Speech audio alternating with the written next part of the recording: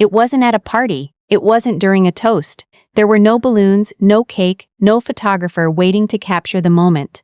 It was a Tuesday night in March, and my mother had made pot roast. That's how I remember it starting. The smell of it in the hallway when I got home from work. My coat still on, my bag still on my shoulder, and my mother standing at the stove with her back to me, humming something I didn't recognize. My brother was already at the table. He was 28, 2 years older than me, and he'd just finished his MBA. The one my parents had paid for in full. The one I'd heard about every single Sunday dinner for the past 2 years. He's working so hard. He's going to do something great. You should be more like him. I sat down across from him. He was on his phone. He didn't look up. My father came in from the garage. He smelled like motor oil and something else. Something celebratory, like he'd already had one drink before dinner. He clapped my brother on the shoulder. Hard. The kind of clap that meant you did it, son. Big news tonight, my father said. I poured myself a glass of water. I didn't ask what the news was. I'd learned not to ask. I should tell you who I am first. My name is Willa. I'm 26. I have a job I like. I'm an administrative coordinator at a physical therapy clinic downtown, and I have a small apartment I'd been dreaming about for 2 years. I'd been saving for the deposit since I was 24.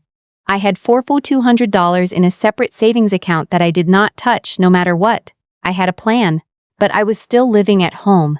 That part was complicated.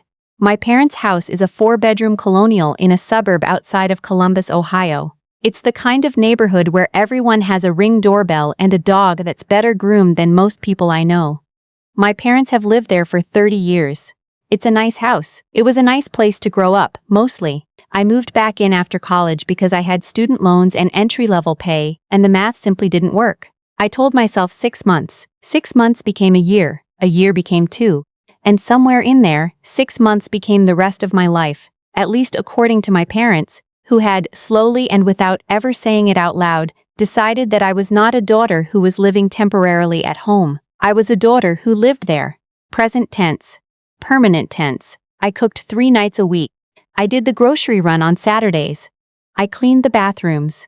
I scheduled my father's follow-up appointments after his knee surgery, because he didn't understand the patient portal and my mother said she didn't have time. I filed their homeowner's insurance claim after the basement flooded 2 summers ago.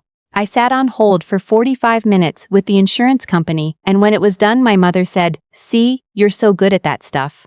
My brother visited on holidays. He was very busy. He had a lot going on.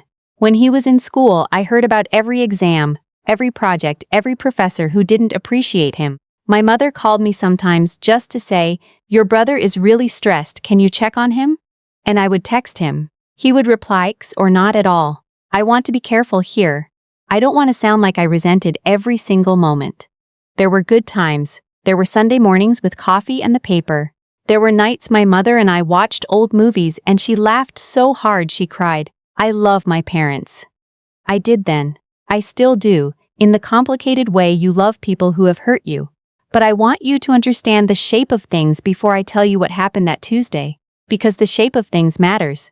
My father sat down at the head of the table. My mother brought the pot roast over on the good serving dish, the white ceramic one she only used for company or occasions. "So," my father said, looking at my brother, "you want to tell her, or should I?" My brother finally put his phone down. He smiled, this wide, easy smile he'd always had, the kind that made everyone in the room relax. "Dad got me something," he said. "For finishing," my father said. "For working hard and finishing."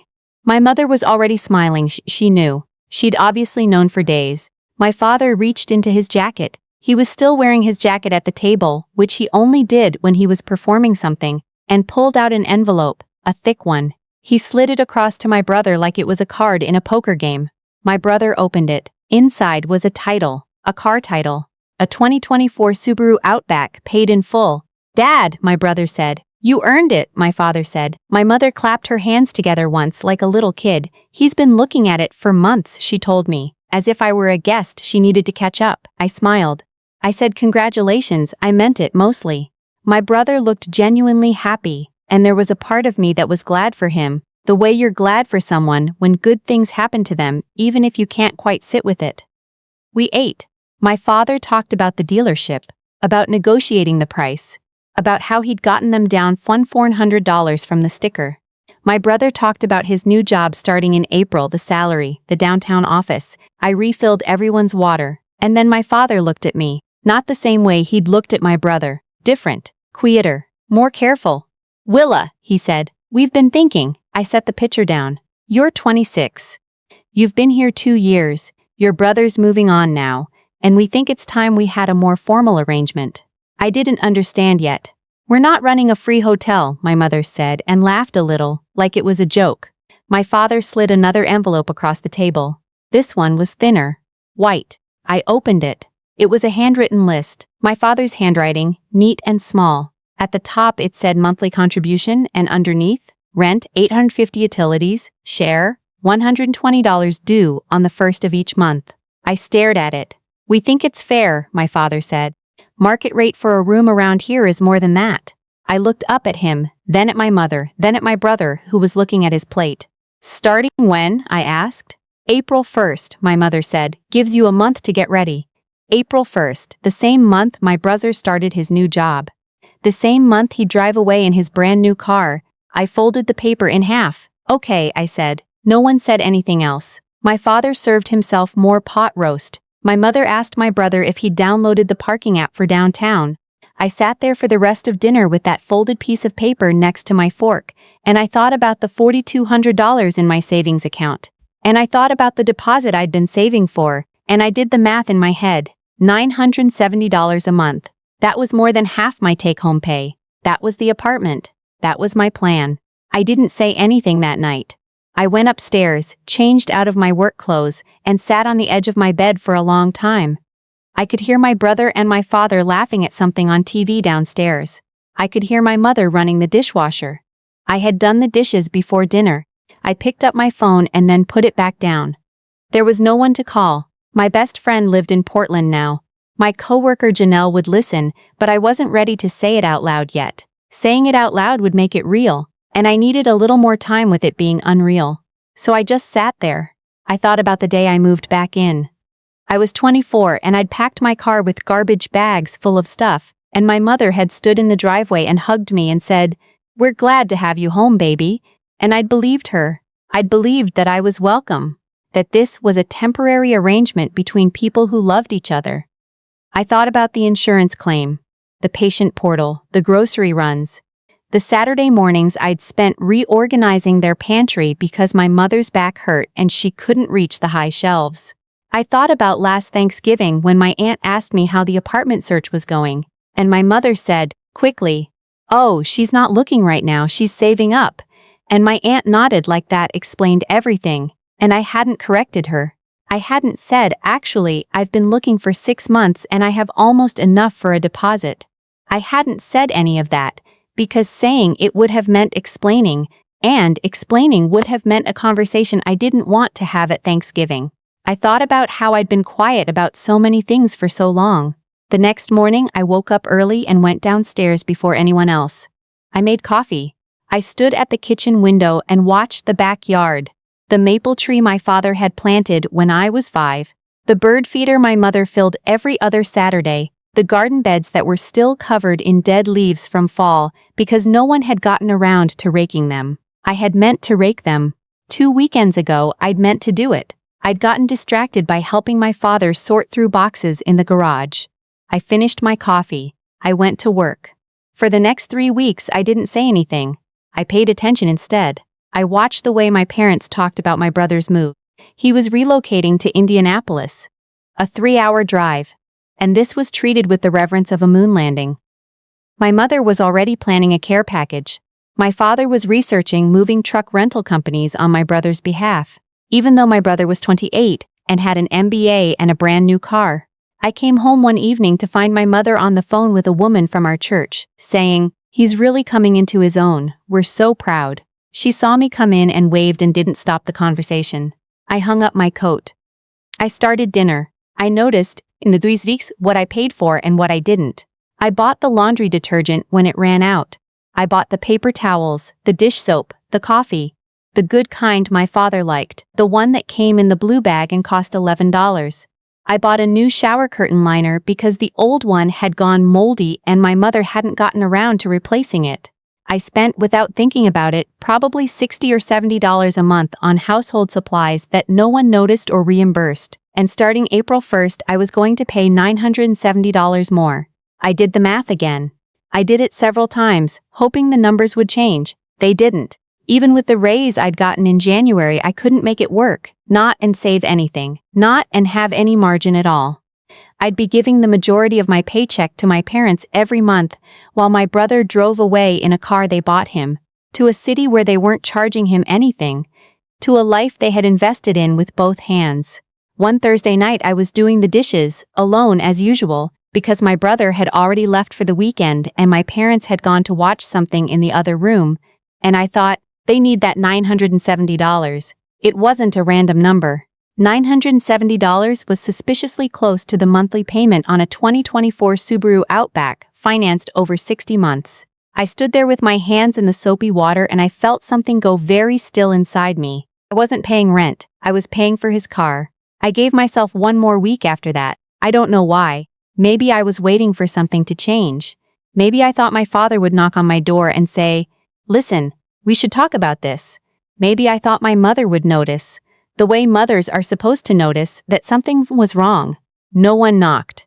On a Saturday morning at the end of March, I drove to my bank and withdrew $4,200 in a cashier's check made out to a landlord I'd been in contact with for 2 months. She had a one-bedroom available in a building 6 minutes from my job. The unit was on the 2nd floor. It had a bay window. The deposit was $100. First and last month's rent was $2,200, and I had just enough. I texted her, "I'd like to take the apartment." She replied within 10 minutes. "Great, can you come by Monday to sign?" I went home. I waited until Sunday evening, the last Sunday of March, the last Sunday I would spend in my parents' house, and I went downstairs to find my father watching baseball in the den, and my mother folding laundry in the living room, and I sat down across from her. "I need to tell you something," I said. She looked up. "I'm moving out. I've signed a lease. I'm leaving next Saturday." She stared at me. "What?" "I found an apartment. I've been saving for a while. I have enough for the deposit, Willa." She set down the shirt she was folding. You can't just." "I gave it a lot of thought," I said. My father appeared in the doorway. He must have heard. "What's going on?" "She says she's leaving," my mother said, and her voice had gone tight. "She says she's moving out." My father looked at me. "Because of the rent?" "Partly," I said. "Partly other things. That's not fair," my mother said. "We weren't trying to push you out. We were trying to teach you responsibility." I thought about a lot of things I could say. I thought about the grocery runs and the insurance claim and the patient portal and the laundry detergent and the moldy shower curtain liner and the car title in an envelope slid across the dinner table. I said, "I know." And then I went upstairs. The week that followed was the quietest week I'd ever spent in that house. My mother tried twice to have a conversation with me about it. Both times I said, "I've made up my mind," and went back to packing. My father said almost nothing. He walked past my room one evening, saw the boxes, and kept walking. Later I heard him say to my mother, "If she wants to go, she can go." That one landed somewhere soft, but I kept packing. My brother called on Wednesday. I didn't answer. He texted, "Mom said you're moving out? That's kind of sudden." I thought about explaining it to him. I thought about telling him about the $970, about the car title, about all of it. I typed, "It was time." He replied, "Okay, let me know if you need help with the move." He didn't offer to come. I didn't expect him to. On Friday night, my last night, I finished packing everything. My room looked like it had when I'd first moved back in. Bare walls, bare desk, just the furniture that had always been there. I put my boxes in the hallway. I cleaned the bathroom. I vacuumed. I sat on the edge of my bed and I wrote a note. Not long. Half a page of notebook paper. I wrote about the grocery runs and the insurance claim. I wrote about the $4,200 I'd saved on my own. I wrote about the car title and the $970 and the math I'd done, the math I suspected they'd done too. I wasn't angry when I wrote it. I was something past angry, something quieter and more resolved. At the end I wrote, "I love you both. I'm not leaving because I don't. I'm leaving because I need to." I folded it. I wrote Mom and Dad on the outside. I left it on the kitchen table, propped against the fruit bowl where they'd see it in the morning. Then I went to bed. I slept better than I had in months. My friend Janelle drove up from Columbus to help me move. She brought coffee and a rented cargo van and 0 questions, which was exactly what I needed. We had the car loaded by 10 in the morning. My mother was in the kitchen when I came down for the last time. She was standing at the counter with her coffee mug, and she looked at me with an expression I didn't know how to name, not angry exactly, but compressed. Like she was holding something she hadn't decided what to do with yet. "The note's on the table," I said. She looked at the fruit bowl. She looked back at me. "Willa," she said. "I'll call when I'm settled," I said. And then I walked out the front door. Janelle was waiting by the van. She handed me my coffee. We pulled out of the driveway and I didn't look back. Not because I was dramatic about it, but because I'd already looked. I'd been looking at that house for 2 years, taking stock of everything I'd given to it, everything it had asked of me, and I was done counting. I didn't need to see it again right now. The apartment was small, 680 square feet, second floor, and the bay window faced east so it got the morning light.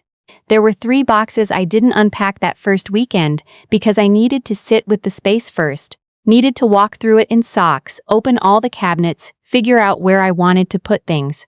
I slept on a borrowed air mattress the first 2 nights. I didn't mind. My phone started going off Saturday afternoon. First my mother, then my father, then my mother again, then my brother who apparently had been briefed, then my aunt, which meant my mother had called the church hotline. I let them go to voicemail, all of them, not because I wanted to punish anyone, because I needed to hear my own thoughts first, because for 2 years I had arranged my life around the schedule and needs and opinions of other people in that house, and for once I wanted 24 hours where the only voice I listened to was mine. I ordered a pizza. I sat on the floor with my back against the wall because I didn't have a couch yet, and I ate it out of the box, and I watched the light change on the opposite wall as the sun went down. My phone buzzed again. I glanced at it. "My brother. Can you please just call Mom? She's really upset." I set the phone face down. I finished my pizza. I called my mother 3 days later, a Tuesday, almost exactly 1 week after the pot roast dinner that had started all of this, though that felt like a different year now. She answered on the first ring. "I just needed to know you were okay," she said. "I'm okay," I said. "The apartment's good. I like it." "I read the note," she said. I waited. "I didn't know you'd been feeling that way." I thought about saying really. I thought about a lot of things. What I said was, "I think part of you did." Another silence, longer. "The $907 was your father's idea," she said. "I know," I said. "But you didn't say anything." She didn't answer that, and I had learned, in 26 years, that the things my mother didn't answer were usually the things she knew were true. We talked for another 20 minutes. It was careful, both of us. The way you are when you've broken something and you're trying to figure out whether it can be fixed and whether you want to fix it right now. We didn't solve anything. We didn't arrive anywhere. But she asked about the apartment and I described the bay window and she said quietly, "That sounds really nice, Willa." I think she meant it. My father called 2 weeks later. He is not a man who picks up the phone easily, so I knew it had taken him something. He asked how I was doing. I told him. He asked about the job. I told him. Then he said, "I think we handled some things wrong." I said, "Which things?" He was quiet for a moment. My father doesn't apologize easily either. He grew up in a house where you showed love by fixing things, by showing up, by providing, not by saying "I'm sorry." I know that. I've always known that about him. "The rent thing," he said. "The timing wasn't right." "It wasn't just the timing," I said. "I know, that was as close as we got. But here's the thing about people who love you badly sometimes. I know from my father means more than a long explanation from someone else. He knew. He'd known since I put the boxes in the hallway. He asked if I needed anything for the apartment. I said I was fine. He asked if I had a good deadbolt on the door. I said yes. He said good. And then we talked about nothing for a few minutes and then we hung up. I sat with it for a while. It's been 4 months since I moved out. My apartment is not bare anymore. I have a second-hand couch I love. Deep blue, the kind you sink into. I have a kitchen table with 2 chairs. I have plants on the windowsill because I always wanted plants and the house never got the right light. I split the cost of a real bed frame with my credit card and paid it off in 2 months. I buy the paper towels now and the dish soap and the coffee, the mid-range kind, not the expensive one, because it turns out I don't actually like the expensive one. I like medium roast, which I discovered because no one was there to buy the other kind. I have a budget. I track everything in a spreadsheet. My savings account has $2,400 in it, less than before, but mine. Fully, completely mine. No one knows the number but me. I see my parents about once a month. We meet at a restaurant, usually. Neutral ground, which was my idea. My mother always hugs me for a long time when I arrive. My father always says you look good and means it. My brother came to visit once. He brought wine. We sat at my kitchen table and talked for 3 hours, which is more than we'd ever talked in the house. He said, "I didn't know it was like that for you." I believed him, mostly. I think he genuinely hadn't seen it. Or he'd chosen not to. I've decided both things can be true and I can forgive him for it anyway. I haven't asked my parents whether they noticed that $970 is close to a car payment. I don't think I need to. My mother read the note. She knows I did the math. What I think now, what I've had 4 months to think, is that no one in my family is a villain. They are people who loved one child a little more visibly than the other. And then one day the other child did the math and left. And everything that's happened since has been the slow, careful work of figuring out who we are to each other, now that I'm not there to refill the water glasses. I'm still figuring it out. I think they are too. But I have a couch I chose myself and plants that need watering, and a bay window full of morning light. And on the first of every month I pay $850 in rent to a landlord who has nothing to do with my family. And it is, without question, the best money I have ever spent.